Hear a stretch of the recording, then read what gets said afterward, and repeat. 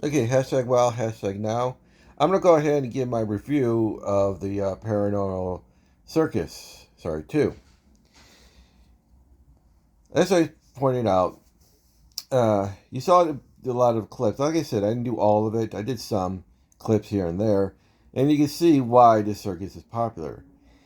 Yeah, they do try to put a horror theme. It's a regular circus, but they try to put it best to put like a horror theme to it with the costumes and even the special effects that you hear around the area, like darkening the scenes and adding tints like either intensely bright light to focus on a character, or to put like a red or green tint to make it more spooky.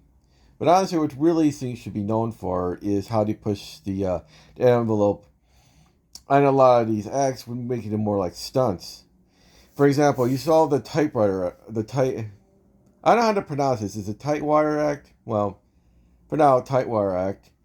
Where normally when you think of a tight wire act, you usually think of the idea of someone with a long pole slowly shifting themselves forward on a rope.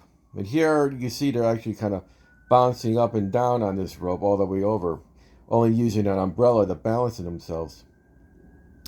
As well as even showing off, you see this one area where the guy's actually jump roaming on the rope, showing the fact that they're more skilled. They show a lot of confidence. They can actually walk on this rope and still do these ridiculous little stunts that normally you would not do on a rope. So again, they do try to push the envelope of what making something more of a stunt than an act. Even something like the I don't know call it, but it has a giant wheel that spins around. I mean, yeah, it would be more it will be very spectacular if they stay in the wheel, but they're actually jumping on top of the wheel, even jumping up in areas like if they made a mistake, they could easily fall to the ground. And considering the fact that that wheel, you can tell from the wheel, there's no airbag below, so if they make a mistake, they can seriously hurt themselves, if worse. Yeah, now, one of the things I find interesting, yeah, they did say it was more for adults. But honestly, most of the stuff, yeah, I can see kids be okay with. Some of the acts, you do add some curse words to it, and even some lewd acts. One of them was, it had this guy with this dummy with an electric chair, and yeah, he did some inappropriate things to this guy who was being executed. So yeah, some of the stuff is for adults, but mostly I can see kids be okay with it. All in all, like I said, I did choose the cheap seats. Like I said, the downsides, I wasn't. Usually, the more the expensive seats were the ones that the actors more focused on. The performance were more focused on. Yet I did feel like I got a lot more leg room, and more arm room since not a lot of people chose those spots. It can get pretty pricey though. Like I said, the souvenirs can be reached at $40 to $60, and I don't know what the food costs. So again, there's something like me for a cheap Taiwan who paid only $35 to get in, but still, it didn't get you getting souvenirs or food. But for those that have the money, it's not the worst thing you can spend money on. There's a product to master. We're pretty good looking though.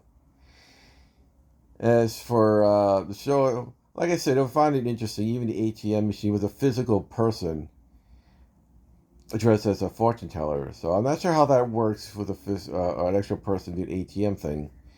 But at any rate, I did miss out one of the acts was one of the parts. Like I think you have to be there early to get in though. I think there's supposed to be something where you're supposed to look for some sort of code or something. Well, at any rate, I didn't do that part unfortunately. But at any rate, all in all, it actually was a fun, good time. Like again, a lot of death-defying stunts, some interesting acts.